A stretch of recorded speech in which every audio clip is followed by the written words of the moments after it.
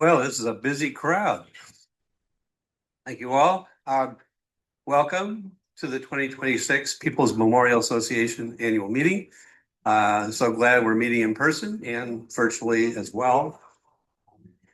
My name is Dennis Barnes. I'm the current board president, and I'm here to introduce a few people and conduct some business. So let's get it underway here. How many people here have attended a meeting in person in the past? Okay, that's what I thought. Pretty much half the people or more. I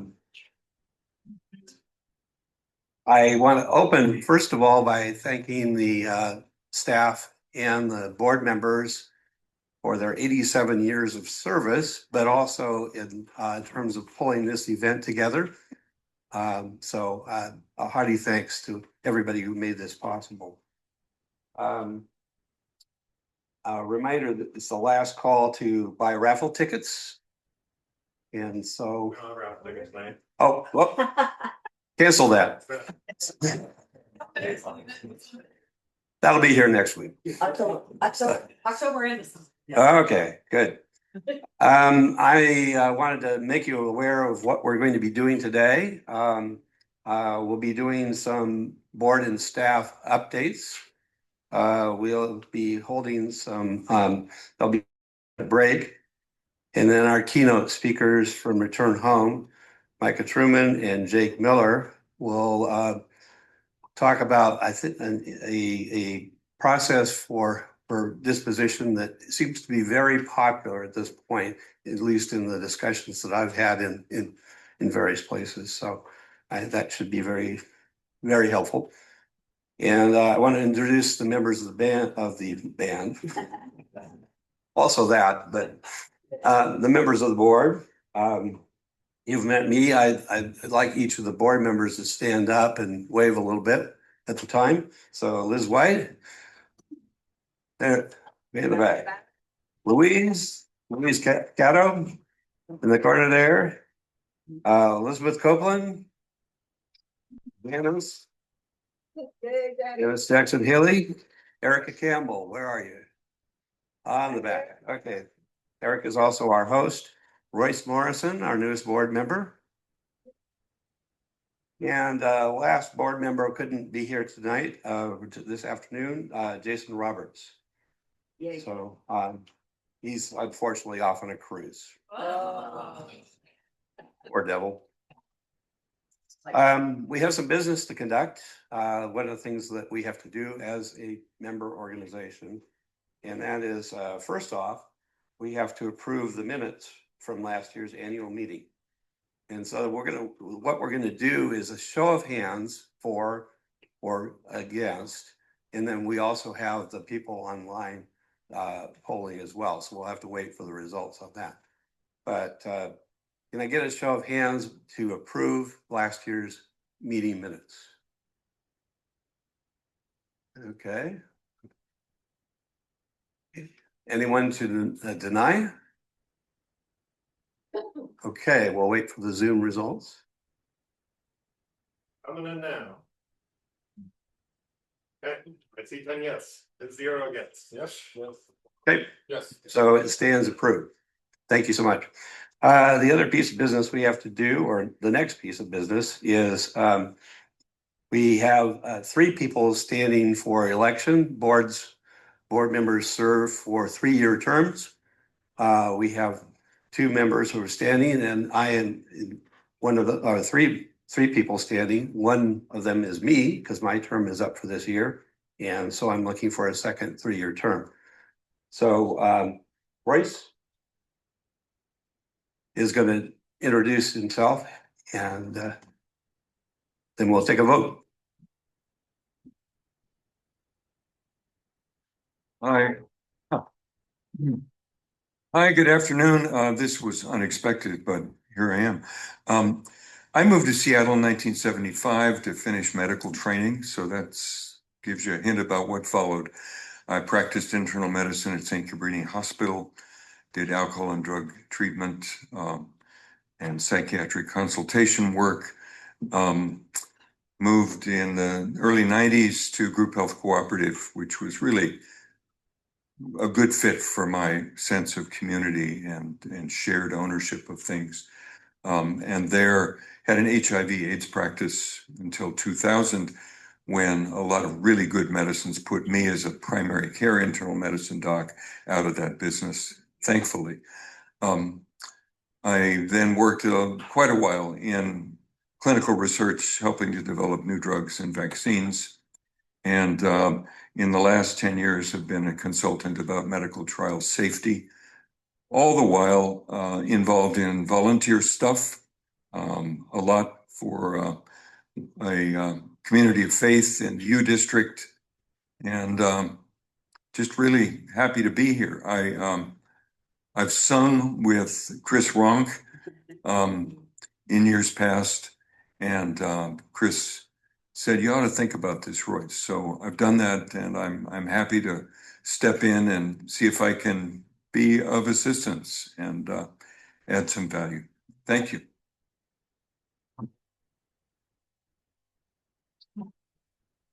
Thank you very much, Royce. So we'll take a vote here. Do we vote to approve? Hands up. Oh, good showing. And anyone to deny? I'll wait for the Zoom vote. I see yes, 8 and no no's. Oh, Yep. Royce, thank you very much.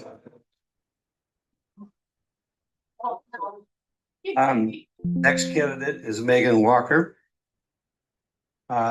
Megan, Hello, everybody. My name is Megan Walker, and some of you who have been at these meetings before or watched online might recognize me. I actually just took a year off from serving the board. I was on for 6 years, served a few years as a secretary and 1 year as the president. And my time on the board has been some of the most fulfilling times of my life. So I'm excited to get back to work, get back onto the committees, and just a thank you to the members for trusting me to do this. Thanks.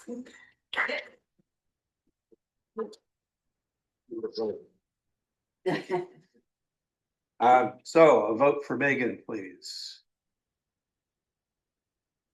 And any nays? Okay, we need for, No names on Zoom. okay.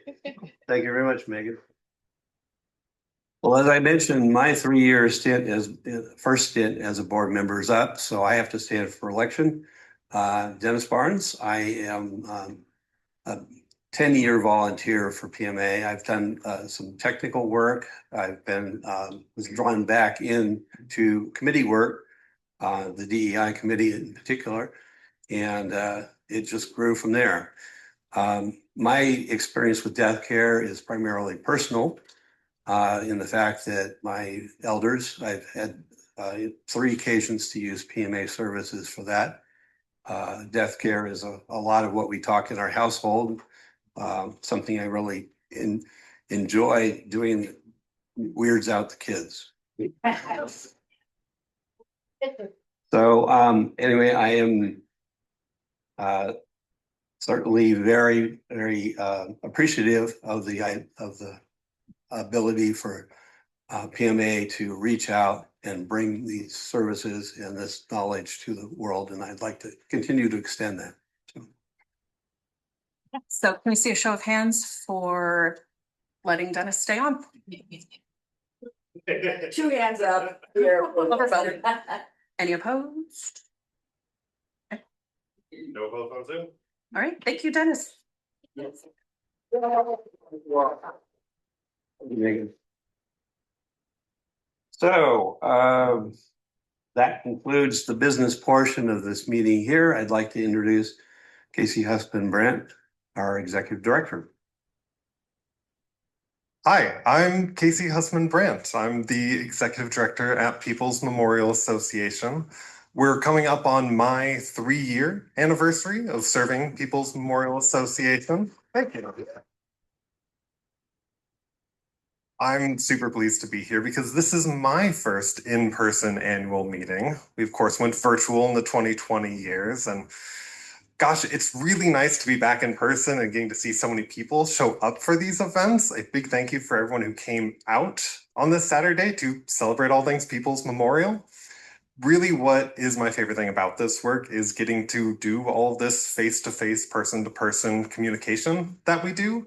The education, the consumer advocacy, all of this feels so necessary to have a real face-to-face human component for it. So I'm very grateful that we get to be doing even more events back in person. Please do check out our events calendar and see all of the many different things that will be coming up in the following years.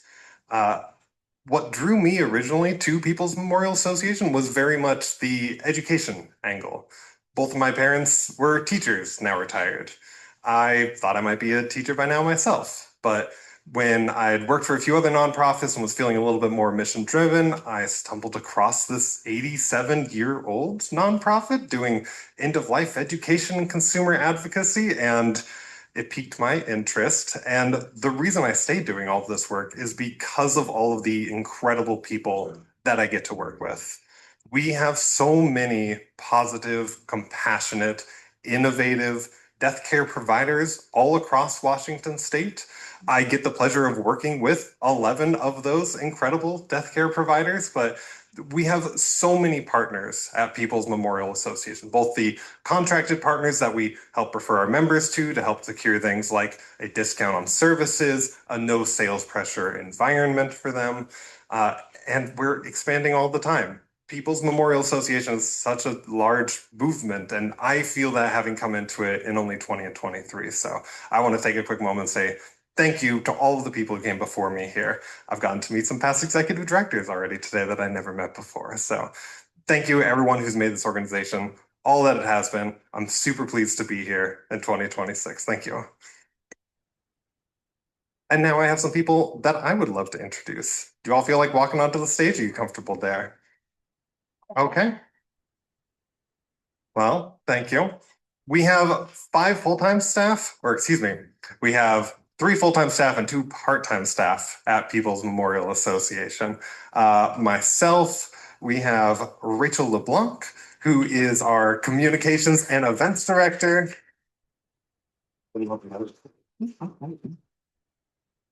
Rachel has made it her mission to positively change the death care landscape in Washington state, and I feel so pleased that this organization gets to exist and help facilitate the really passionate people like Rachel to keep sharing the positive nature of the work that we do and make these difficult subjects so much more accessible to people. Rachel, thank you. Thank you, Rachel. We have Percy Allness. Percy is the newest member to the PMA team. We're coming up on 6 months, I think it is now. I'm incredibly pleased that we get to help people grow in this profession as someone who is considering mortuary school. I'm really pleased that we get to be one of the first steps that Percy gets to take in this line of work. And of course, if you're calling on the phone and you don't get me, you're probably getting Percy. So thank you for all you do, Percy. Kelly Fro is our development director. Kelly came to us last year after some contracting work, doing some grant writing and so on. Kelly is an executive director of a nonprofit in her own right. She's the executive director at Short Run, which is a nonprofit that focuses on the medium of comics as a coalescence of art and literature. She's a communicator. She understands the depth and emotion that it takes to do a lot of this work, and I think you fit right in. Thank you so much for joining our team. I know we're a little kooky. Yeah. And last but not least, Kim Forsyth. She has celebrated 18 years working for the Co-op Funeral Home, then later People's Memorial Association as well. Kim was one of the original 3 funeral director interns when the Co-op Funeral Home opened its doors back in 2007, along with Chris over there. Now Kim has finished 17 years of funeral directing, where she went on to become the managing funeral director of the Co-op Funeral Home for a time. She has now hung up her black coat, and she gets to manage the books and be the general office's green witch, keeping the office looking very pretty. Thank you, Kim. So glad that you found this place inside of this organization in an industry that has as much turnover and stress on employees as possible. I am so incredibly grateful and proud that we have found a home for Kim after 18 years of service. Thank you very much. And we're not done. There are 2 organizations here as of 2007. People's Memorial has voted to open the Co-op Funeral Home of People's Memorial, which is North America's largest, busiest not-for-profit funeral home. We'll get into it more, but they handled 929 families in 2025 alone. That is approximately 1 in 12 deaths in King County. Let's meet the incredible staff that make that work all possible. Myself, Kim, Rachel, we do work across both of the organizations. A lot of the communications and organization work, it makes sense for the nonprofit to kind of lend in where it can. But Chris Ronk is our managing funeral director. All the applause that was. Chris has also been with the Co-op Funeral Home since its beginning in 2007. You have over 20 years of funeral directing experience. You are the protege of Lucinda Herring as well as Shar Bennett. You have been mentioned in multiple books that I have read while I have been getting up to speed on Washington End of Life Death Care. A living legend. Chris, thank you so much for all you do. Yeah, not all of our staff can be in attendance today. Some of them are working, some of them right now. So those who are not present with us, we have Bill McNamara, who is out of service presently. We have Marissa Bjorn, and we have Kylie Whiting. Kylie Whiting, I'm very pleased to say, is the assistant managing funeral director. She was one of the first hires that I got to make back in 2023, and she has blown me away with her organizational mind. And so I'm very pleased that she is moving up the ladder with us a little bit more. More staff that we have in person. I think Ariana's on the call, so I'm not going to kick it to her. But Ariana Bates is another of our funeral directors who is on call and working today. Thank you. In case you didn't know, funeral directing, 24-hour job. And the last staff member that is unable to join us today because they are sick is Haley Costa. I've got 2 more. And then we have Brendan Diefenbach. Marissa, Haley, and Brendan, they are our administrative team. So they are most likely the people answering your phone, or when a family comes to pick up cremated remains. They get to touch the lives of all of those 929 families each year, while funeral directors help with the range of services from memorials, gravesides, direct cremations, aquamations. I believe we recorded the most aquamations performed by a single funeral home for the last few years. I think that's a pretty special thing. Okay, Chris, the rest of the staff, thank you all so much. You'll be hearing more from me in a little bit, but first I'm going to hand the microphone back to our treasurer. Louise Cato has a 30-year career as a medical social worker. She was a director of patient quality at the Northwest Kidney Center before she retired in 2022. Please, thank you. Welcome to the stage with me, Louise Cato. Thank you. Okay, I'm going to try to juggle my notes and also the screen, so bear with me as I go through my presentation. So I'm going to talk about the financial performance of both organizations, People's Memorial Association, our nonprofit arm, and the Co-op Funeral Home, which of course is a cooperative. I'm going to start with a traditional pie chart. So on the left is revenue and the right is expenses for the year. Our fiscal year matches calendar year. So this is January to December. So you can see that the revenue on the left is about $434,000, and our expenses on the right about $337,000. So that leaves us a positive net revenue of about $100,000. The traditional sources of income for us, the strengths have been new memberships, as well as individual contributions. It's really hard to see the slide, but in the middle there's a slice of the pie that talks about bequests. We had 2 generous bequests last year, one directed to PMA, the general operating expenses, and one directed to the Funeral Financial Assistance Program that helps individuals and families who couldn't otherwise afford the full cost of a service for their loved one. So that's an important program for us.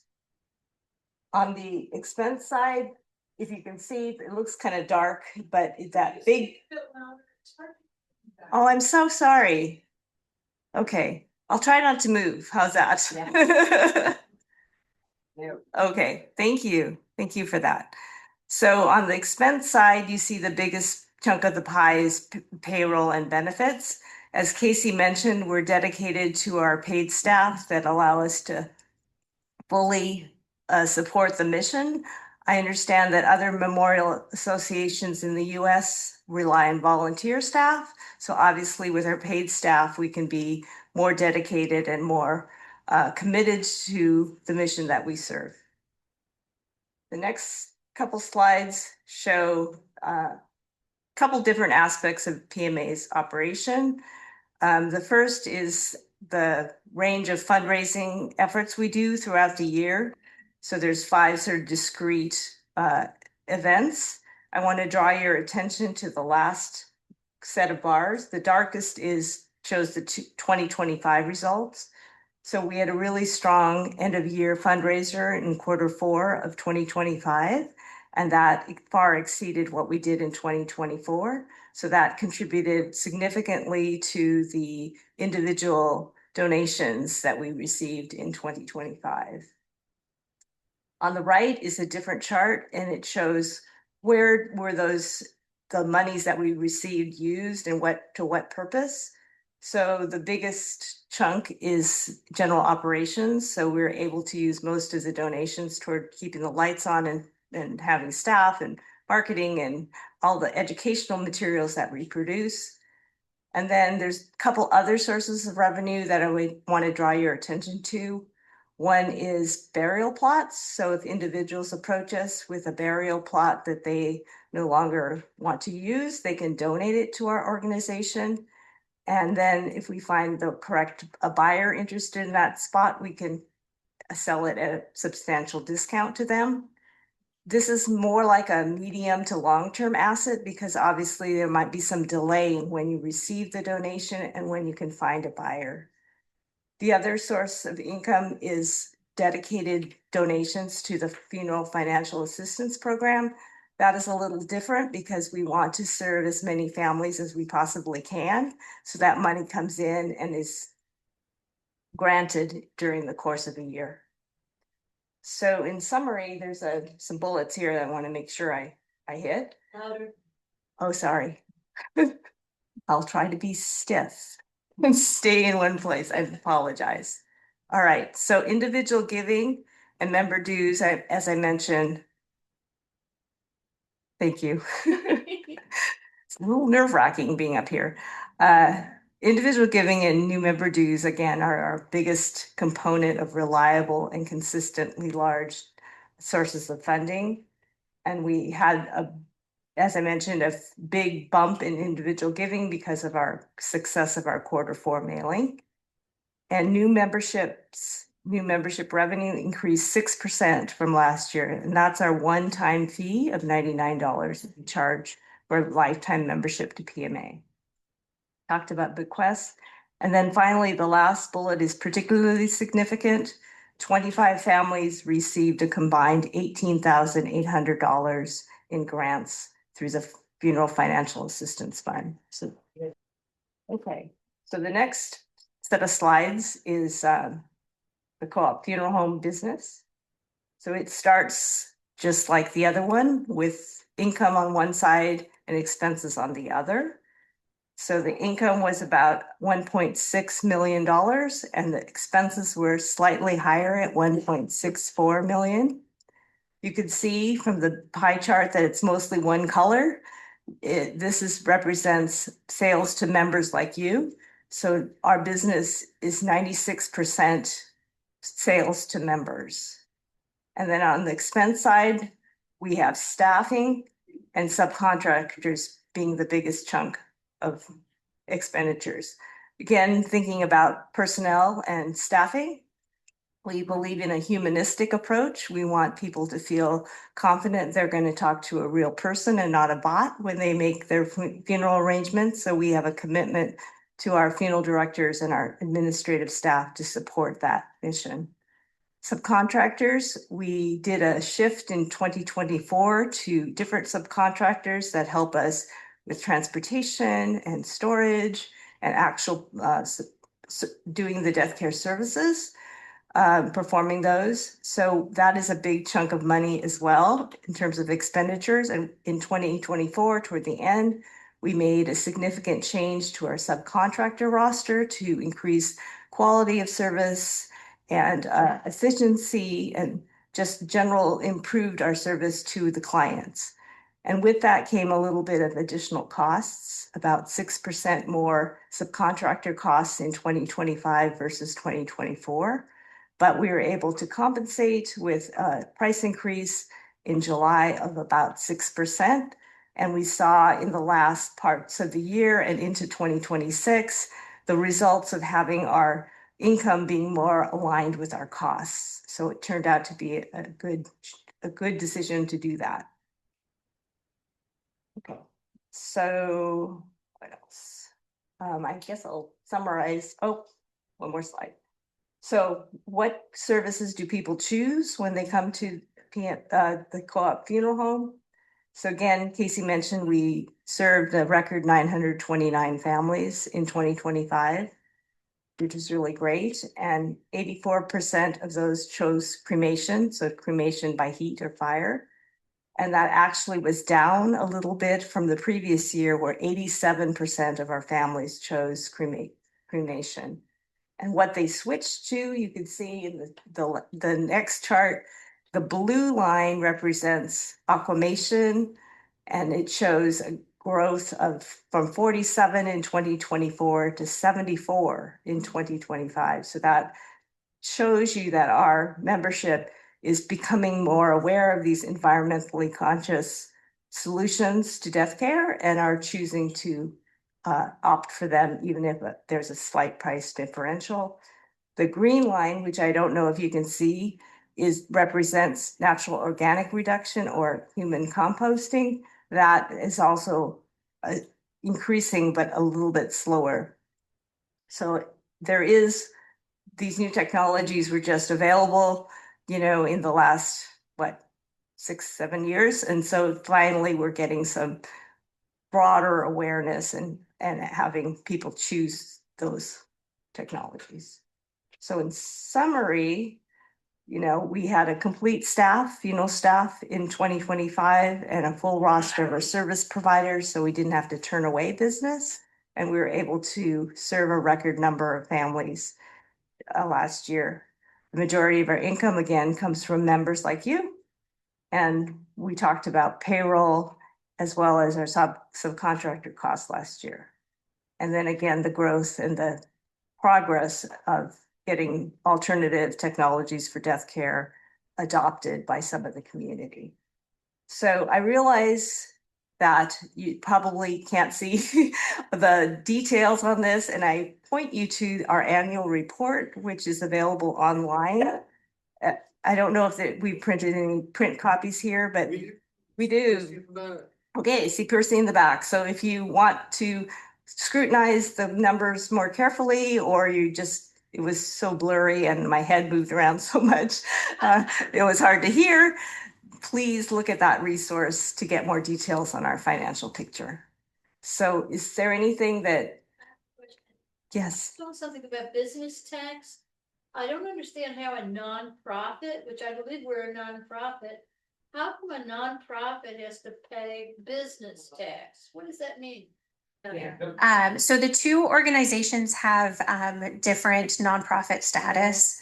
So the PMA is a 501c3. So that's the one where if you donate, all the donations are tax deductible. The funeral home is a cooperative business. It's a 501c4, and we do still pay a little bit of sales tax on certain items. Thank you. All right. Thank you, Louise, for sharing all that money talk. And also to Casey and Dennis for leading such a wonderful day today. I'm Rachel, as Casey introduced earlier. I am the Communications and Events Director here for People's Memorial and the Co-op Funeral Home. Before I get into all the wonderful things that our members, our supporters, our staff and board helped make possible in 2025, I just want to take a moment to acknowledge my predecessor, Beverly Trick. My role actually didn't exist before Beverly, but she had way too strong of a background to just be our administrative assistant. So in 2020, she actually carved this role from the ground up. She took our piecemeal education and developed it into a full program, developing deep connections with senior communities, centers, libraries, hospice groups, and more. It's thanks to Beverly, who is there, if you can see her with the chairs in the way, right in the middle in the CISC photo. She entrusted me with her legacy in this role last summer as she went off to medical school. I had a short stint as a funeral director at the Co-op Funeral Home before this. And so it's because of her that I'm able to do what I do here at PMA. So we continue to wish her the very best off at medical school. In 2025, PMA had 40 engagements.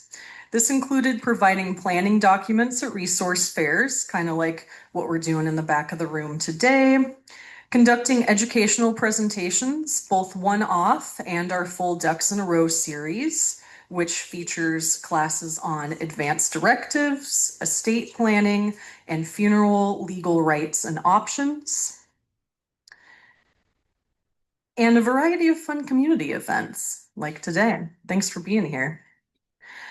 In our outreach efforts in 2025, we took a strong focus on our LGBTQ plus community, a demographic that we not only support, but much of our staff identifies with. We sponsored Trans Pride Seattle, where we had a resource table and our own office manager, Brendan Diefenbach, who unfortunately can't be here today, but they got to speak from the stage about our work and actually received rousing cheers. It was really exciting to see. This led to a feature in Seattle Gay News, which is a local small press newspaper. They interviewed myself, Casey, Brendan, and Chris Ronk, managing funeral director of the Co-op Funeral Home that you were introduced to earlier, alongside that photo that I took there. So that was pretty great. Two of our one-off presentations in 2025 were specifically geared to LGBTQ plus individuals through partnerships with Pride Across the Bridge and Seattle Public Library. And speaking about Seattle Public Library, our partnership with them continued to provide our efforts in more languages beyond English, namely Spanish and Chinese. And we are grateful for SPL's assistance in connecting us with host organization Chinese Information and Service Center, CISC. We were able to present our full Ducks in a Row series with simultaneous Mandarin and Cantonese translation to their Seattle Chinatown community. Further, SPL actually provided funding and resources for translating our end-of-life documents, such as the designated agent and disposition authorization forms, into Spanish and traditional Chinese. You can find all of those on our website if you have friends who are speakers of those languages. We've continued our partnership with SPL this year, and that actually has enabled us to expand into Vietnamese. So I'm actually in the process of teaching a class, our Ducks in a Row series, at the Asian Counseling and Referral Service Center, ACRS, in the Rainier Valley. And further, as a business and organization, the Co-op Funeral Home and PMA have hired on the services of Proprio, which provides on-demand live translation of almost every language out there, so our clients can have that available during meetings as needed. But we also expanded our efforts for outreach and education geographically beyond our King County home base. We were able to connect with the volunteer hospice of Clallam County in Port Angeles, who graciously actually hosted us twice. First to learn about their pioneering work in volunteer hospice, And then also, they set us up with an opportunity to speak about our work on the area's local FM radio station. That's me with the host there on the far left. We accidentally matched. And SPL wasn't the only library system that we partnered with.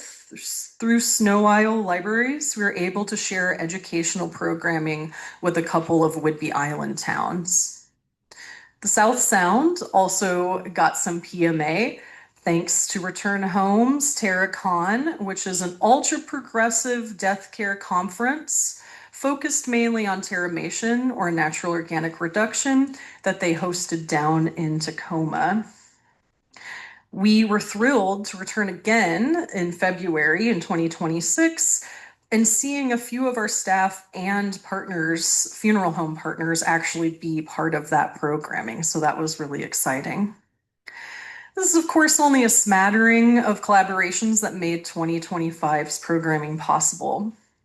We also have the cities of Edmonds, Mercer Island, and Federal Way, various senior living communities, a sacred passing, and of course, today's super generous in-kind donor, Finney Neighborhood Association, to thank for hosting us for our educational and outreach efforts.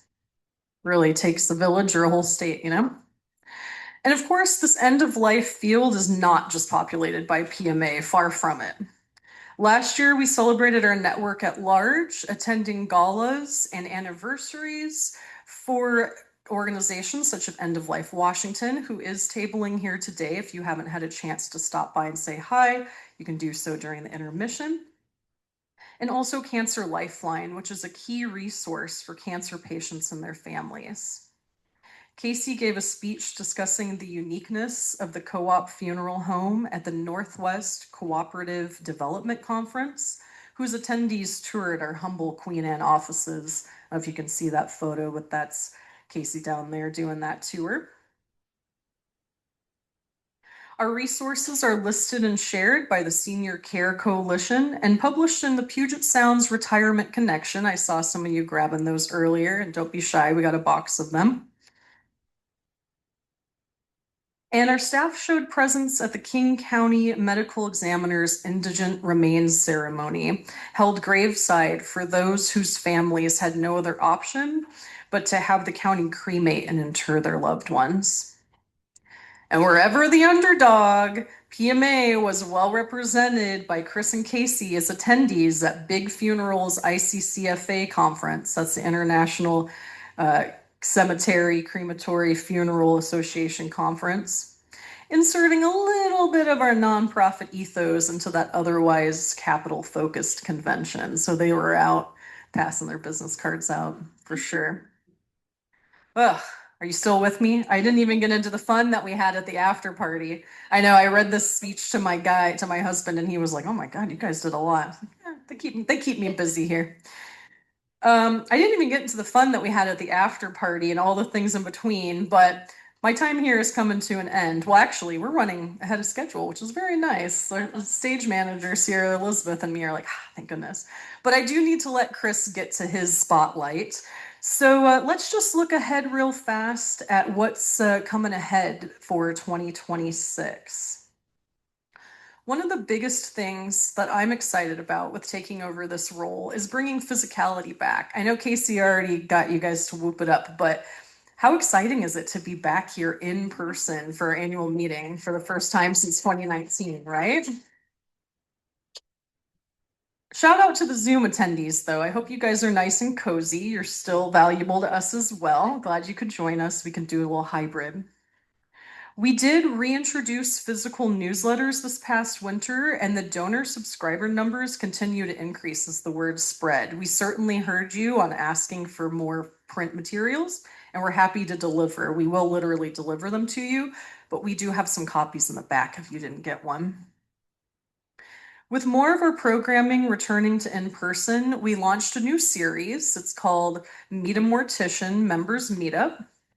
It's a seasonal gathering. It's a casual way for our members to not only meet each other, but have a laid back chance to talk with a licensed funeral professional about any concerns or questions that you might have outside of in the moment at a funeral arrangement. After the success of last year's The After Party, we'll be actually hosting 2 fundraising events this year in the later half. We're going to have another after party for our spookier, punkier supporters in October. And we're also going to have a more buttoned down, formal classic fundraiser in December. So please stay tuned for more details on both of those, as well as all the rest of the educational programming, because this year's a little bit catching up with last year's 40. I think we're 30 plus so far in the works. So you can keep in touch with those either through our e-newsletter. I send that once a month, or we also have an events page on our website that I keep updated with details. One of my other goals this year is continuing to expand our outreach through deepening partnership relationships. PMA has over 40 partnering funeral homes, cemeteries, pet service providers, and merchandise suppliers across Washington. Casey and I will discuss that a little bit later. But I look forward to seeing what kind of collaborations we can do with them to bring our resources and education to the communities their family-owned and independent businesses serve. But in the meantime, get on up here, Chris. I want to hand the stage over to one of our most beloved, Chris Ronk, Managing Funeral Director at the Co-op Funeral Home, which is cooperatively owned by you, the members of People's Memorial Association. So thank you. Well, as previously mentioned, my name is Chris Ronk, and I am the Managing Funeral Director at the Co-op Funeral Home. It is truly a pleasure to be here with you all today, and my job right now is to highlight some of the highlights from the past year. Over the past year, Co-op Funeral Home has served, like we've said, more families than ever before, 929 families. That's so many, you guys. This places us among the highest volume funeral homes in King County, which is a milestone that we're incredibly proud of. More importantly, it reflects the trust that our community continues to place in us. In response, we've been working diligently to ensure that we are well equipped to provide the high level of care and service that our families have come to expect.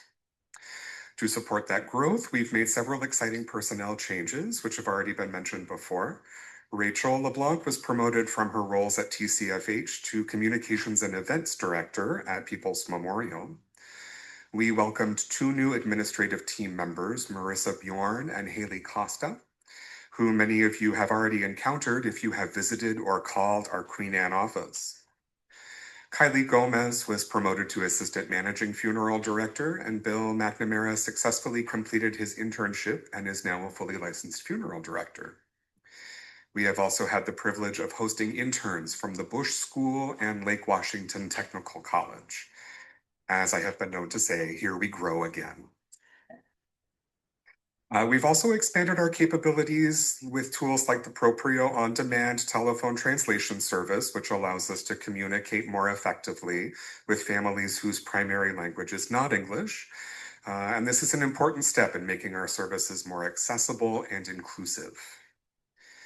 In November, the Co-op Funeral Home co-hosted our first annual remembrance service in partnership with A Sacred Passing. With support from community partners such as Return Home, who's here today, and Ballard Blossom, this event created a space for families to come together to honor their loved ones. Many of the families that we serve choose direct methods of disposition and feel overwhelmed by the idea of planning a memorial service on their own. So we want to create an opportunity for reflection that takes away that burden. One attendee shared with me, "This changed everything," she said. We look forward to offering this gathering again in the fall, so please keep an eye out for that. We've also been fortunate to partner with People's Memorial Association to engage with our community at events like TerraCon, already mentioned, the leading terramation conference, the only terramation conference, where our funeral director, Ariana Bates, spoke on a panel about being someone who has chosen terramation for her loved one. And we were also present at Trans Pride Seattle, where we provided education about our surgical tissue retrieval services. Many hospitals will not return surgically procured tissue directly to the patient. We'll make them go through a funeral home. So we offer the service where we can go to the hospital to retrieve that tissue and return it to the patient so that they can bury it or deal with it in the dignified manner that suits their needs. Also mentioned, Casey and I also attended the International Cremation, Cemetery, and Funeral Association's annual convention, and we were reminded just how unique and valuable our not-for-profit cooperative model is within a largely for-profit industry. Looking ahead, we're excited to deepen our community engagement, particularly through the Meet a Mortician programming through People's Memorial. We encourage you to keep an eye out for more information on that in the coming months. And we also have an information table here at the back today, so I warmly invite you to stop by with questions. Ariana or myself would be happy to address those. We're here to help. We love to help. Please come say hi. I think I've covered all of my bullet points. Thank you all for being here today. We really appreciate your continued support, and we truly could not do this work without you. So thank you so, so much. Thanks so much for being here and for your continued attention. And thank you to our donors, Seawolf Bakers, Bakescapades, Deep Sea Sugar and Salt, Macrina, and Cafe Ladro. I hope I saw lots of munching earlier in the first hour. So,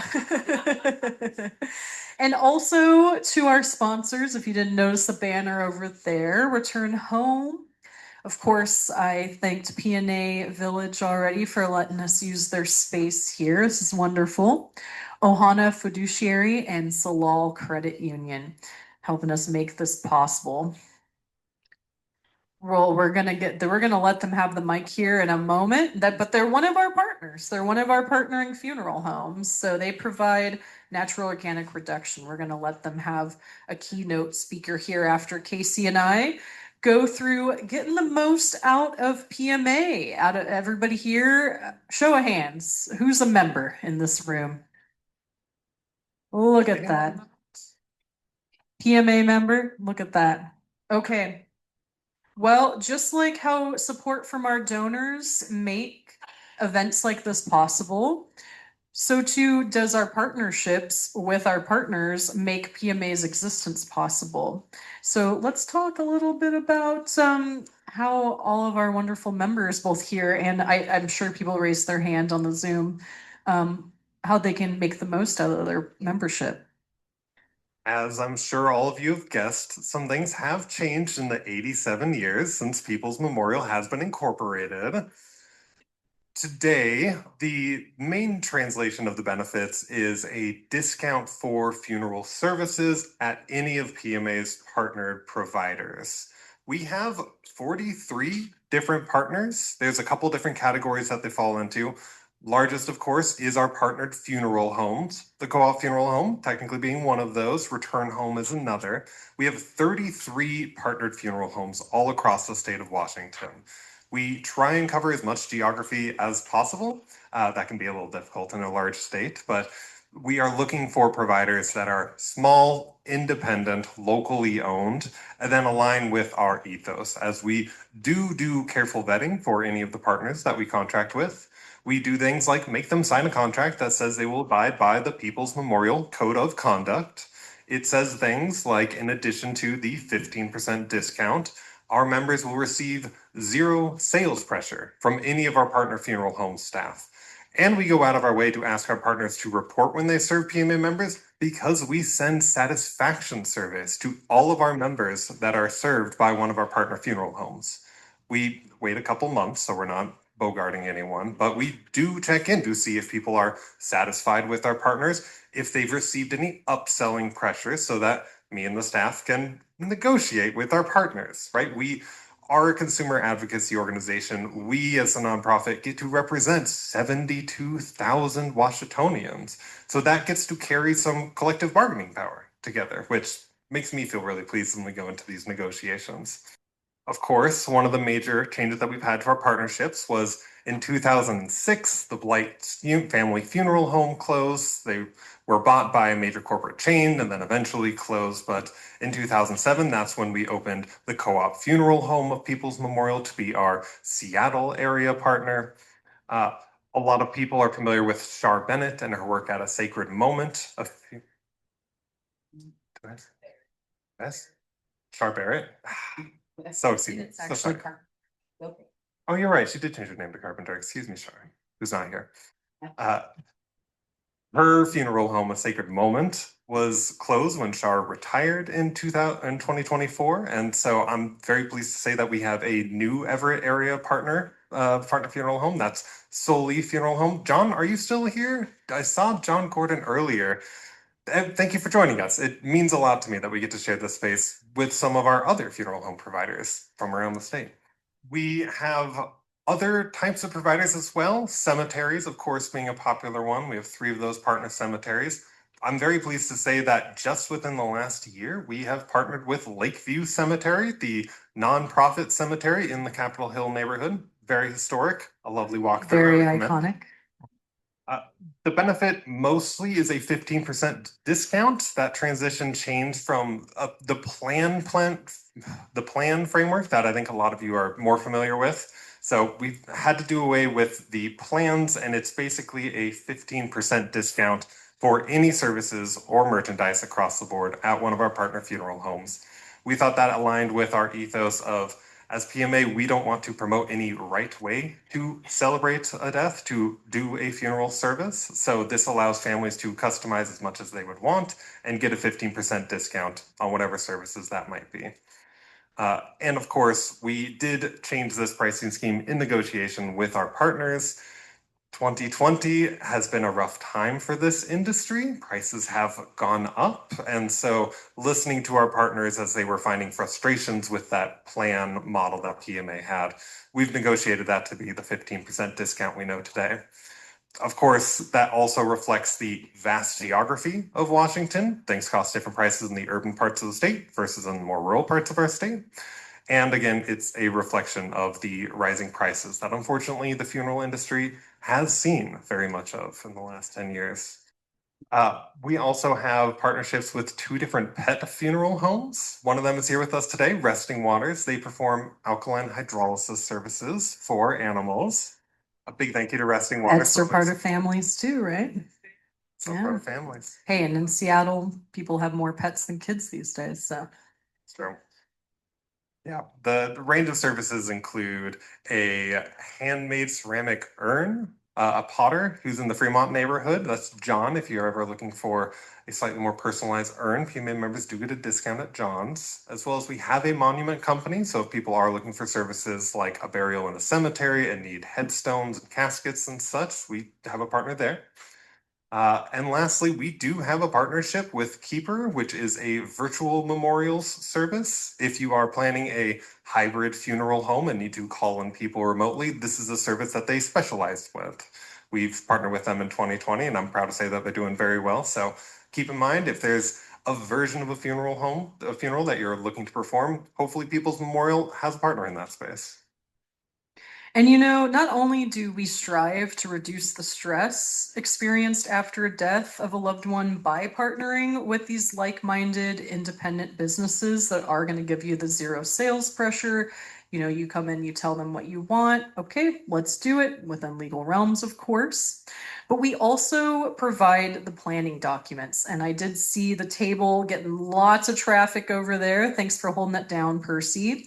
If you haven't picked one up yet, hopefully you have, because we love our PMA members, getting your disposition authorization form so you can put into writing with as simple as your signature and a date in front of a witness with their signature and a date. And this is legally binding. So your loved ones, your survivors, can just go to the funeral home and say, oh, mom's already put it in writing. No debate, no question on what she wanted. The nice thing about this form is that we also have provided you with a vital statistics worksheet. This is the demographic information that will go on a death certificate. Of course, your doctor is going to fill out the cause of death portion, But the rest of the death certificate is really sort of stuff like if you have a relative, we all have a relative who's in a genealogy, right? So this helps with their records, where you're born, your parents' names, what you did for a living, those sorts of things. So you can certainly fill that out decades before your death, you know? And then the rest of this form is just some handy stuff for your survivors to have for their reference. We also have a designated agent for funeral arrangements. A lot of people are not aware, but power of attorney actually ends at death. I mentioned that I did have my stint as a funeral director at the co-op funeral home, and I can't tell you how many times I had someone call and say, but I'm power of attorney. Ooh, sorry, that ends at death. You know, we're trying to educate lawyers to say, hey, let people know power of attorney is not forever. This is basically power of attorney for death. So if you have someone besides like a spouse or your children that you want to have be in charge of your funeral arrangements here in Washington, again, it's as simple as putting on a form like we have formatted here, who you want, sign and date, have a witness sign and date, and that is legally binding. So yeah, we recommend to revisit these documents every 10 years. Maybe yours is still good, that's great, but you know, just go back through that file and make sure that it still aligns with your wishes. You still like that designated agent that you've put in charge, you know, that sort of thing. And of course, make copies. Keep it in an obvious place in your house. Give it to who will be your surviving loved ones. And, you know, so there's no question about what's happening with your death care. And of course, we do mail out copies. So you lost it, you need an update, just give us a call. Percy will get one mailed out to you. And we do have them available to download and print off of our website. I talked at length earlier about our death care education, where you can learn more about your legal rights and options here in Washington State. So again, like I said, and also, you know, I'm personally vested because I write the e-newsletter, but we do have a sign up sheet or, oh, I can hear me walking through the back door right now. We do have a sign up sheet for our e-newsletter as well as our physical newsletter. And again, as I mentioned, we do have an events website. And I love that I actually had a couple of you say, hey, you're in charge of education. Can I book you? So that was wonderful. Yeah, come see me. I got business cards. Book me today, I guess. That's great. We are in the process of uploading our webinar or revamping our webinar catalog this summer. So stay tuned for that. We'll be making some announcements so you can watch some of our programming from the comfort of your own home as well. So yeah, I mean, education, but also advocacy is another pillar. So what's going on with that, Casey? You're the guru of our advocacy around here at PMA. It's another exciting year for funeral consumer advocacy in Washington. I like to say that we've been a consumer advocacy organization since the beginning, since People's Memorial members started asking for a direct cremation before that was a service that every funeral home by law had to offer. We got to help make that legal in 1984 with the funeral rule. Lately, many of you might have read some of the recent Seattle Times articles. There was one in May of 2025, which outlined the cremation crisis and what I see as an issue of demand outpacing capacity for funeral homes in our state. Simply put, the death rate is going up these days. We have a very large elderly population. There are more people over the age of 65 in the United States than ever before in the history of this nation. And underpinning all of that is, of course, the death care industry. What happens with these bodies at the end of life and who's taking care of them? So we keep an eye on the funeral homes. That means I've been keeping an eye on the capacity, and I've been busy writing letters to our legislators, attending board meetings for the clean air agencies, as well as meeting with staff at the Washington State Department of Ecology, trying to ask hey, what's the plan for this? Death rates are increasing. I'm not seeing a big increase in the number of crematories, of funeral homes generally. And so trying to help vision what that problem looks like, as again, the death rates are on the rise. It was a 9.7 increase. So that was, I believe it was 1,400 additional cremations being asked of the funeral home in 2024 alone. I'm really hoping that we can see more providers, honestly, like Return Home, coming online, offering some of these greener options so that we're not simply building more crematories and doing more of the fossil fuel burning that part of our industry does unfortunately require. If anyone wants to read the full length of my consumer advocacy work, I've been posting a lot of writing articles on our website. Please check out the blog. We do release these things in the newsletter. So plug again, sign up for our print or digital newsletters there to read it.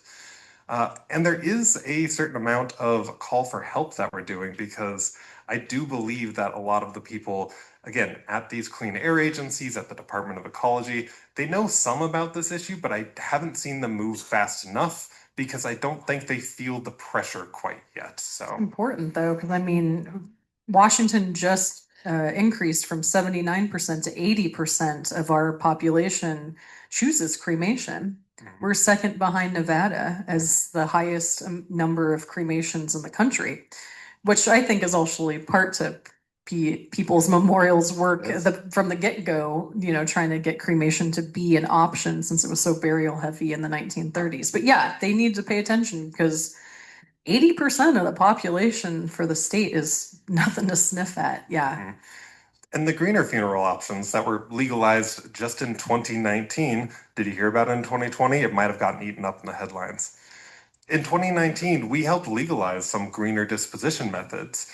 And I believe the last year statistics were only 1% of Washington deaths chose alkaline hydrolysis and another 1% chose natural organic reduction. Like we saw here today, not everyone is aware of these options. And of course, we're here trying to respect people's wishes of what they want at their end of life service. So we have to do the work of educating people before it comes time for these game time stressful decisions so that people might be open to some of these greener options. So I'll stop here briefly and say thank you all of you for also being an extension of People's Memorial Association and helping educate the people in your networks. I know most people find People's Memorial Association through word of mouth. And simple things like informing other friends that you've been thinking about this green disposition option does a lot to remind people that these things exist. And that slowly builds the movement of people that are comfortable with it and then maybe eventually choosing these kinds of services for themselves. So as we continue this long process of making sure that our industry has all the capacity that we need, as well as a range of options for people to choose from. That's just one of the many ways that you can support People's Memorial. I do want to take a quick second and talk about some other ways that people can volunteer to support our movement. A quick second, because I just noticed that we're way over time. Yeah, I thought that would happen during our segment. Sorry, Return Home. Very quickly here, one of the big projects that we have coming up this summer is our price survey. We have some copies in the back of our 2024, but every 2 years, our nonprofit and our volunteers reach out to over 200 funeral homes all across the state of Washington. We ask them for their price information, we organize that data, and we put it online in one easy to read consumer report so that people can quickly compare prices across different funeral homes. In this day of information, people will spend hours and hours researching a different refrigerator they're going to spend $1,000 on. But people don't always think to do that for end of life care, which also can be thousands of dollars per purchase. And I can tell you, because we have the data, that you can find cremations that are 7 times the price of a cremation at a different funeral home in our state. So that little bit of access to knowledge is very impactful. Whenever I talk to nurses or social workers, that's always the first item that they mention to me, because so many professionals in our state are aware of this vital service that we offer. Because without pushing people in any direction, it helps families find funeral services at affordable rates. And we do list things like who the owners of these organizations are, how easily they put it online for people to read. It's lovely. I'll also take a quick second to say we always will need a little bit more assistance with our funeral financial assistance program. Getting that funded is a very important process. We are actually, unfortunately, closed for the Funeral Financial Assistance Fund at the moment. We successfully gave away all of the money that we had stockpiled for this fund. We've only received one grant for that fund in the lifetime of it. We had $50,000 back in 2018, but since then we've given away over $125,000 to people in financial need, facing end of life poverty, potentially going into medical debt to pay for these essential services. So any people that can help us fundraise for that grant, or maybe want to help point us in the direction of people that can help fund those kinds of programs, that is something else vital to our work. Thank you. Yeah, I mean, getting the word out is a key part of volunteering for People's Memorial, but I know some people are interested in volunteering. Casey mentioned our price survey. We do that every other year, so this year is up. So we will be reaching out to, as Casey said, as many funeral homes that will answer the phone or have it on their website to compile that price survey. If anybody wants to come in and help with office duties, as you may have caught earlier, we are very small staff, so we're kind of maxed out on the funds we can pay people, but if anybody's retired and looking for a little volunteer office work, get in touch with Casey. Likewise, resource fairs. I mentioned I go out, Casey goes out, and we have tables like we have in the back at various resource fairs around the region. This could certainly have a volunteer come out with us to talk about PMA's work. And I mentioned we have 2 fundraising events happening later this year. If you are interested in volunteering with that, let us know. Yeah. I think we just have one last thing to plug before we get to the Return Home panel, which is the Volunteer of the Year Award. So People's Memorial, we've started what is known as the Sally Brown Volunteer of the Year, which we use to celebrate our volunteers. We have been relying heavily on volunteers since 1939, and so this year I'm very proud to award the Sally Brown Volunteer of the Year service to Lynn Roberts. Lynn, did you make it in today? I saw that she had RSVP'd positively, but I haven't been able to find her yet today. So we'll take a photo. We'll send that to Lynn. She did so much work with the price survey in 2024 and organizing it in 2025. Again, talked to over 50 funeral homes personally herself. A big thank you to Lynn from me and the rest of the staff. But now we get to our keynote speakers. Micah is the CEO and founder of Return Home, which is a natural organic reduction forward funeral home. They are a PMA partner, so we refer a lot of members to them. The Co-op Funeral Home actually also subcontracts with Return Home, so families that choose NOR through the Co-op Funeral Home, as well as a number of other partners, will be served by Return Home at their facility in Auburn, Washington. They have trademarked the term terramation, you might see, that refers specifically to their technology, which they describe as gentle, inclusive, and transparent. Return Home has won the National Funeral Directors Association Best of the Best Award in 2022 and 2024. Also on stage with Micah is Jake, who is their pre-painting manager and an all-around really nice guy. Please help me welcome to the stage our Return Home friends, Micah. Hi, everybody. My name is Micah Truman. I am the CEO and founder of Return Home. We started our company, me and my evil twin Skippy, 2019 January, I began. It took us 2 years to get the technology together, and we launched in June of 2021. It was a very slow first and second year. For those that don't know, I think his name was mentioned, but John from Soli, he was taking our calls and let us visit him and talk to him when we were a nobody. So John is a gentleman and one of the greats. So I have a lot of confidence that he has joined PMA. It has been an incredible journey. I made profound mistakes. The biggest of which was I was very focused on carbon capture. I believe that we're driving off a cliff with our lights off and we don't have much time. And the idea was that we were creating a technology that would ensure the carbon goes in the soil and not into the air. And then what our families get is something that can be used to restart the cycle of life, which I thought was beautiful. Those are true. But really what we do, and it took me some time, and Chris would know, as Ariana would know, the funeral directors, that our job is to be the brightest thing that happens to people on the darkest days of their lives. And they're not thinking about carbon. They're thinking about how we love them and how we care for them and the families that are with them and the service they receive. Because these are the hardest days we have. And all of us know that because none of us are spared. And so this is a huge thing. Our facility in Auburn, we are now going at great pace. I think we've served 750 families now. We have a 16,000-foot facility. You are welcome to tour it. Transparency, it matters. You're taking your most valuable people, the people you love most, and trusting them to an organization that you should know about. You should understand what they do. You should see it. Because I think if people do it in a way that doesn't make your heart feel right, it's going to be a difficult thing. It has been very beautiful what's happened. I'm going to let Jake start now. I think we're salmon. I think we want to gently return home. I really do. I think all of us do.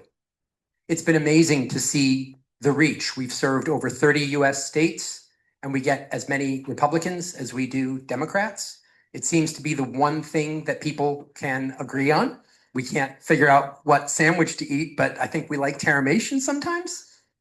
Georgia just passed 209 votes, 205 in favor, with the most rock-ribbed Republicans saying yes. So this is a really remarkable thing we're looking at, a truly bipartisan movement. What Casey was saying is true and very important. We have a big hurdle to jump, and that is we are very, very accustomed to burial and cremation. My whole family's been cremated. I'm not making a judgment. Cremation takes 35 gallons of fuel and blows 550 pounds of CO2 into the air. And that's the last thing we do. And I think it's important that we have alternatives. And I understand that people want different, but I think it's worth considering this as well. One last little story for you, because it's getting long. We had a mother who lost her 7-year-old, and I was just talking at the table over there, and soil comes back, right? That's our resulting material. And her daughter was 7, and she loved the bees. And she had the soil put into 100 small bags, and she gave each small bag to one of her daughter's little friends with a simple request: feed something or plant something that feeds the bees. And a pediatrician, a pediatric oncologist, said an amazing thing. He said, when we lose our children in the beginning, when they're sick, we want them to be better. And when they get really sick, we want them to not be in pain. And when they die, we want their life to mean something. And I think that's what terramation can do. So Jake's going to go through all this. He's going to take you through the science of it. There's a simple rule. Stop the man. Ask him any question you want. Bring it. Let's take the hard ones. And we love you guys. And to the Co-op Funeral Home, Chris, Ariana, I don't know if any other people are here from those two. We love those guys too. So thank you guys. Beautiful. Thank you, Micah. And yeah, again, just a huge shout out to PMA, the co-op. I'm actually the regional partnership manager for Return Home, no longer the pre-planning manager. So what that means is I go out to our partner funeral homes to be able to advocate for terramation so that families can go to their local funeral homes to be able to inquire about this amazing option. Don't tell any of my other partner funeral homes, but the co-op and going to PMA is always one of my favorite places to go to. Always amazing smiles, amazing individuals that are up there. So thrilled to be able to do that. The first thing I wanted to start with, and we've got a very short window for this presentation. Somebody was smart enough to not let me talk for an hour, so that's a good thing for everybody in here.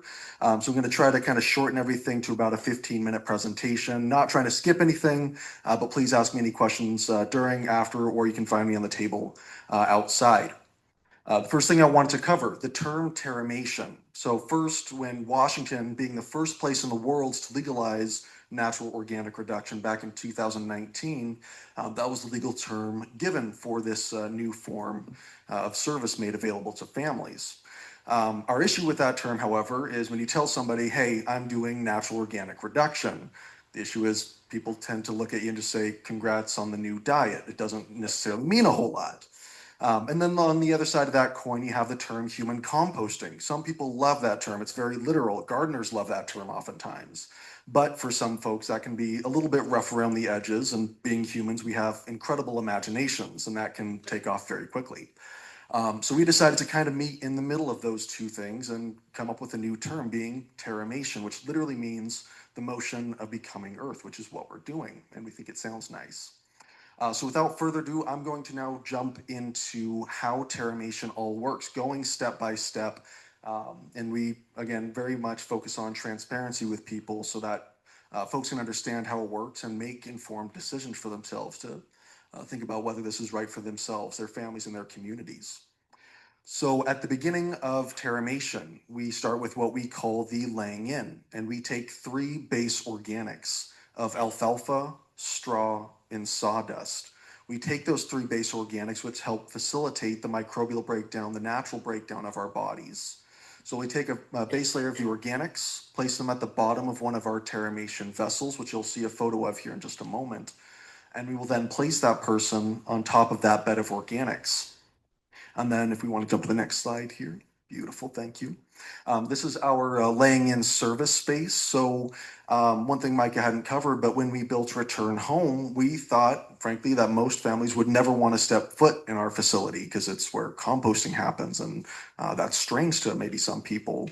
But when we started, nearly 70% of our families that we were serving were coming to Return Home to bathe their person, to dress them, to have services, and to come by and visit their person's vessel throughout the time that we were taking care of them.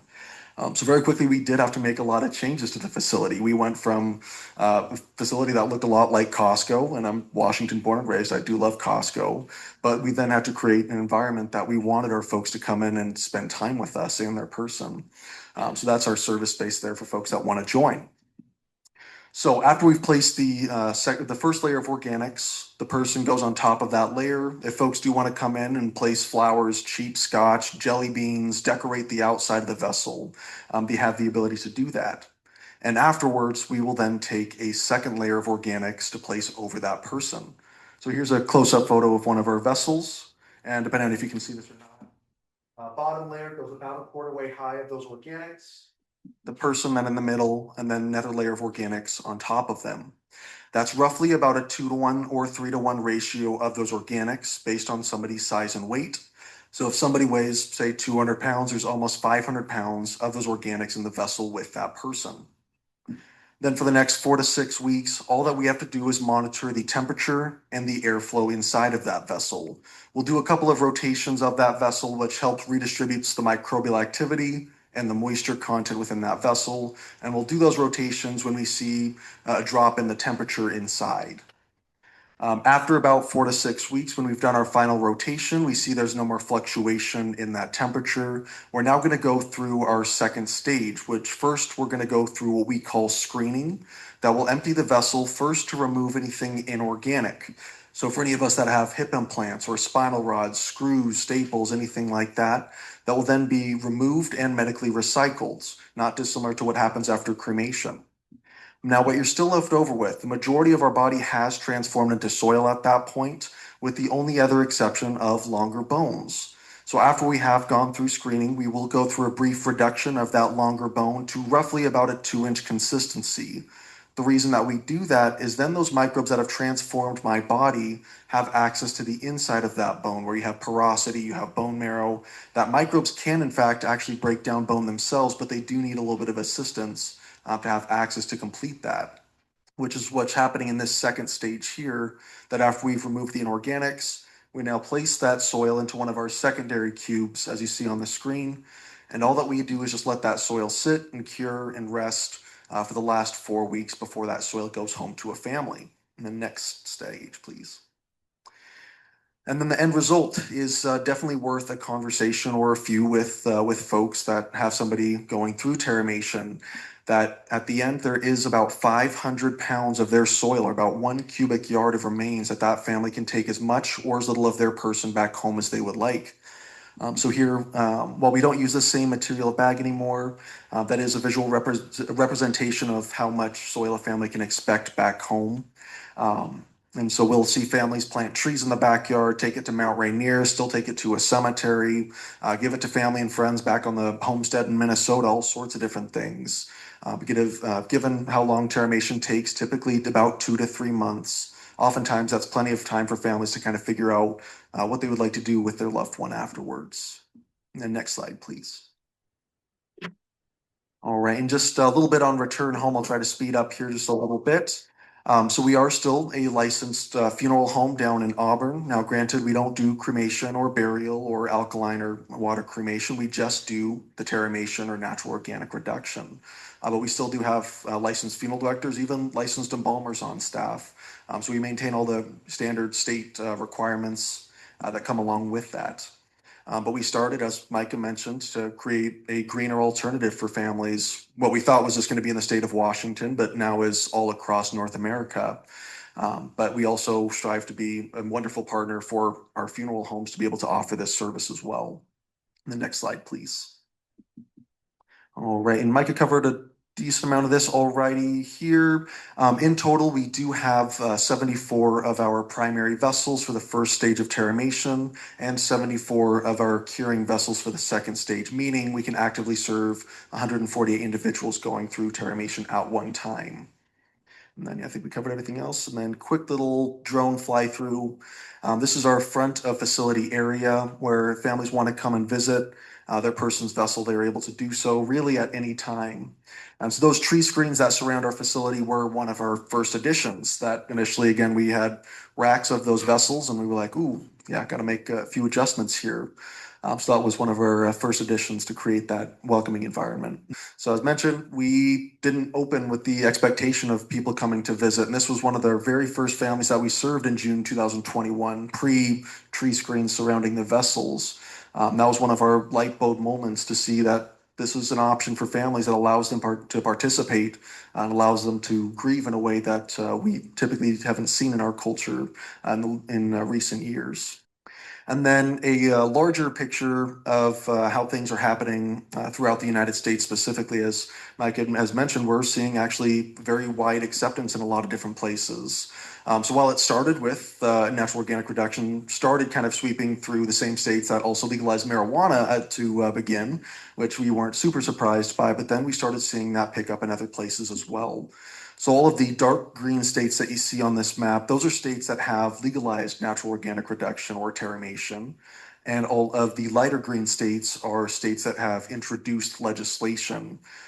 So in the meantime, while we are amazed and honored to help families from 3,000 miles away, our larger picture is to make this more accessible and bring this to as many places as possible. So families have a local option to choose that. All right. And so, like I said, kind of a brief little run through of terramation, but I'll open up just very quickly for questions if we have time for that, or if not, you can find me at the table up front. Yeah, I think we can open it up for the general Q&A and we'll get some questions for you all. All right. Thank you so much, Jake, because this guy's a delight. When we had our after party that I mentioned in October, Jake stayed the entire evening, tabled for return home, helped us carry stuff out of the event space. And Chris, if you want to come up on stage too, in case there's any questions in regards to your work at the co-op funeral home. But yeah. And if anyone has written out a question, please forward it to me. I think we are running behind, but maybe we can take a few from the floor, or these people will be available afterwards. I have one question, that's it. Okay, well, I'm gonna ask this one question. Well, and there was questions on the RSVP. Do we have that list of Yes, I questions? do. Okay, Oh, cool. good, let's get those two, but, and actually, this is a really good question. How is PMA different than organizations like the Neptune Society? Oh my gosh. Sometimes I like to call the Neptune Don't forget Society. that we have a limited amount of time. I know. Sometimes I like to call the Neptune organization our evil twin. They do a lot of pre-planning, helping people get their affairs in order, prepaying for services. That part I respect. They are, of course, owned by the largest chain of funeral homes. It's really a conglomerate of all different kinds of services around end of life. So that's the big corporate money. At People's Memorial Association, we started with a single partner funeral home. super local. We take very conscientious, slow steps in who we choose to work with because small, independent, sustainable providers are what we are trying to prioritize. Yeah, I mean, short answer is Neptune is very for profit. I think their services are 3 times. They're about 3 times as expensive as ours. Yeah, they're 3 times the cost of the co-op funeral home for a basic cremation. So very for profit versus not for profit or nonprofit. Thank you. Yes, they weren't always part of, Mhm. right? They started out to be a good, Yeah, in like Yeah. the Bay Area. yeah, Bay Area, Yeah. right? Got acquired Yeah. along the way. Got another question? What is the cost of return home? Millions and millions of dollars. I mean, for consumers. Kidding. Our direct to family price is $5,450. It includes pickup of the body within 75 miles of our facility, the entire terramation process, and the resulting soil, which is bagged in any way we see fit. And finally, the delivery of soil really does depend on where it's going. So that is a separate fee depending, but it's a standard $5,450 charge. We have you want to hit it? Yeah, PMA members can work directly with Return Home and receive a 20% discount. That is above and beyond the minimum that we ask for our partners. So my personal thanks for giving such financial discount to our members. Here. Thank you. I have a question on that, however. You mentioned the woman who asked for 100 small bags by the mom. I'm assuming then, you said however you see fit, but I'm assuming you do take requests. Is that correct? Yeah, we're like a rock band. I think Any a lot other of funeral questions? homes say this, but Return Home definitely walks a walk of feels like a family when you're there. Mhm. Feels similar to me to the co-op funeral home in that it is a small team punching maybe above its weight class. A very personal experience. It's always a human that you're talking to. Do we have any questions from Zoom? Yes. Question from Zoom is Return Home the same company as Recompose? No. Recompose is a completely different company. They were the first to come out. I believe they are in Soto, but we are in Auburn and a completely different organization with a different process, a different price structure, a different discount level, I believe, also with PMA. Right. And there were some Right. RSVP questions? Yeah, I have one of my favorite questions that I want to hit all four of you with. We do a lot of communicating with people that maybe haven't thought about end of life as much as we all have. What is the one thing that you wish more people knew about end of life? And I'll go first. One. I'd love to. Of course, I came ready with an answer my own question. I like to point out to people that death is not an emergency. There tends to be a lot of rush around those last moments, and especially in a hospitalized environment, there's so many pressures being put on to extend the life that it can feel like you're in go, go, go up until the moment. But I think it's worthwhile to say that we've lost a little bit of touch with the caring for the body and paying respects to the body before a funeral home gets engaged for the final disposition services. People can have a loved one at home for a day or even more if they take precautions with things like dried ice. And home funerals haven't quite been on the rise in the last decade the way that I thought they might be, but there's still some interest in that, and I can help direct people to any sort of services along those lines. Okay, I'll go.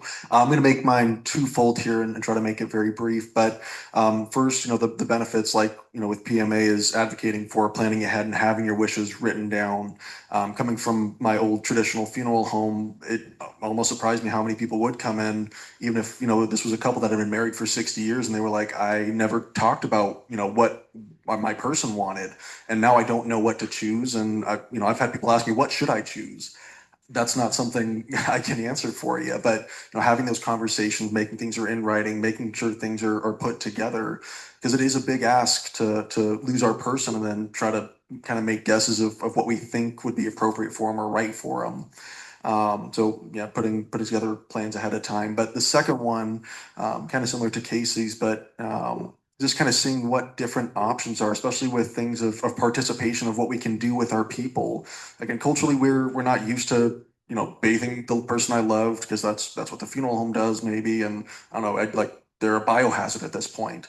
But being able to take care of our person, whether it's an at-home funeral or whatever that might look like. But I mean, we've had, I don't know, 12, 15 families, say from Southern California, drive their person up to return home to be the one to take care of them. So just things like that of knowing there's more out there, even if it's not what we've heard of or what we're used to, but I would echo that you might have more options than you think. You might have more rights than you think, but you might also have more agency than you think.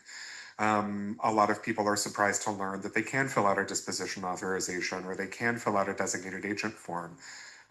So just go to our website. There's so much good information there to help you know what you can do and what you can do to do what you can do. So we can help you with that. When I was born, my father, you know, sat in the waiting room and smoked cigars with a bunch of other dudes, right? That's kind of what happened. And as time passed, when my children were born, I had the privilege of being next to my wife, you know, in the delivery room, which was amazing. And what's really interesting is we take that for granted now, but we don't think about the right hand that goes with the left. What about saying that's our first hello, but what about our last goodbye? And in both of those cases, we have one shot. We have one shot. This is our goodbye. And it's really interesting to see how often people remember that last service, that last time with their person with fear or with concern because it was a situation they couldn't control. But we have the opportunity to say goodbye on our terms. And as Chris was saying, we have much more agency than we realize. And I think it's very important we take that agency. Yeah, Great. I Go ahead. I knew you were going to ask that, and I was thinking about it, and I'm glad I waited for everybody else to answer because the answer I thought of kind of ties what you all have said, which is what I would like people to know about end of life is it's going to happen, you know, especially being our educator who goes out to the community. Something I keep hearing from attendees of our classes is, you know, I know so many people who are just pretending like they're never gonna die. And I guess, you know, people are blaming it on their generation, you know, as the elderly population moves into being the boomer generation. I guess that's a theme. Boomers don't think they're gonna die, is what I keep hearing. So yeah, you know, it's gonna happen whether we want it to or not. And so that's what I want people to know about end of life is it's inevitable and plan accordingly, as everyone has said. You know, have that one difficult conversation with your family, and then you don't have to have it again. Tell them where the paperwork is. Yeah. And if you're going to do a little plug here, if you're having trouble having that one conversation because it's depressing, it's morbid, it's, oh, mom, you're never going to die, blah, blah, blah. There are actually some cards on the table, on each of those tables from a company called Death Deck. They're just one of many out there. But this particular organization, I used those cards, those questions with, at the time, my 20-something-year-old sons, now in their 30s. And we now openly talk about what they want at their funeral. So I just want to put a little plug. It's never too soon. It's never too late to talk about this wonderful topic because after all, death is the great equalizer. Any final comments? We're at time. Well, I know we did have several people ask both. Yeah, that's a good point. I did have several people both in the RSVP questions as well as I think all of you probably got my confirmation email a couple of days ago. I had some replies there. And here in person, asked me about alkaline hydrolysis or aquamation. So just to give you a very quick idea of what that is. So if you think of cremation as using fire to reduce the body down to, you know, the final urn that you receive, alkaline hydrolysis uses water mainly and a little bit of alkaline in the process. And the end result, you still get an urn back of remains that you can do very similar to what you would do with cremated remains. So put in a fancy urn up on the mantle, take to the cemetery, do a spreading, just like you would do with cremated remains. a lot of people do view it as gentler on the body than using flame because you do, I always say that it's, think of it as the cleanest you'll ever be in your life or your death. And yeah, the price, I had some people ask me in the back, the price, of course, like with all the services like we were talking about, varies from funeral home to funeral home. At the co-op, it's slightly more expensive than cremation. And the process is slightly longer than cremation, but you still can have the remains back within a few days under the right conditions. So yeah, I mean, I could talk I have a whole hour-long presentation on alkaline hydrolysis, which will be one of the webinars when we get it up. But we're getting to 3 o'clock. So come talk to me and I can talk your ear off about alkaline hydrolysis while we have our final goodbyes. But yeah, we have a couple more minutes. So any other I saw some hands being raised. At the conclusion, then when you have the bags that then ultimately get delivered back home to some recipient, so you have these big bags. Now, what typically happens then with the contents of those bags? What options do people usually choose? Yeah, so there are kind of a few different variables. If the family say taking the full amount of soil, which is 12 to 16 of those large bags that you saw in that photo, I would say majority of our families do use it. Kind of one of the beautiful parts of terramation is using that soil that remains to plant things, be that trees or rose bushes, or take it to national parks or do a road trip, things like that. But again, some of our families let it dry out a little bit and still place it in an urn if they want to keep that close, or all sorts of different things. Again, still taken to a cemetery in many instances, but I would say by and large, most families use their person's remains to plant new life with it. Interestingly, when we started out, we're now down to 250 pounds, by the way, for soil. But I thought our goose was cooked. It was just too much soil and we were worried families wouldn't take it. So I bought an 8-acre scattering ground for that. 70% of our families take the full amount. So it is very interesting to see just how much people really do want to hold on to their loved one. And they find, I think, often that they separate it. They give it to different family members. One of the things that Return Home does is we care for children under 18 at no charge. And for those of you who know, cremating a small one, a little one, there's not a lot of resulting ash, cremated remains. And that's often really painful for the family because they would like some. And with terramation, we have soil that can go to the whole family. And we find that that's also a very consoling thing to do. And as said, no limit to all the things that are planted, from trees. Someone made a big tree break in front of their house with their husband, their father, the children's father, because he'd always protected the family. And this was his way of continuing it. I'd like to be respectful for all your time. The speakers will be available afterwards for your questions. Casey, Dennis, did you want to do a final thank you? Yeah, I'll bring it home. Thank you, Elizabeth. Thank you again to all of our panelists, Chris, Jake, Micah, Rachel. Again, I'm Casey Hussman-Brandt. A big thank you to Resting Waters, who's here, Sydney Dahl, End of Life Washington, John from Soli Funeral Home. Again, it's really nice to see some of our partners showing up in that way too. All of you watching remotely, thank you for tuning in and showing your support for People's Memorial Association. If you're looking for ways to support People's Memorial, we are a nonprofit and over 80% of our revenue comes from individuals donating to us or signing up for memberships, which of course you can always send a gift membership. I love that as like a little surprise birthday present, or I've seen it as a wedding gift for people. Thinking about your future, it's never too soon. Tell that to you, Brian.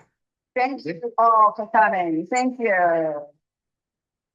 Especially like to Elizabeth Copeland, Erica Campbell for getting us this lovely venue, PNA Village, Ohana Fiduciary Salal Credit Union. Special thanks to Rachel for being my co-director putting this on. Kim, Chris, all of the staff that are here in attendance. Again, Percy in the back, Ariana. I think it's time for us to get out. Yeah.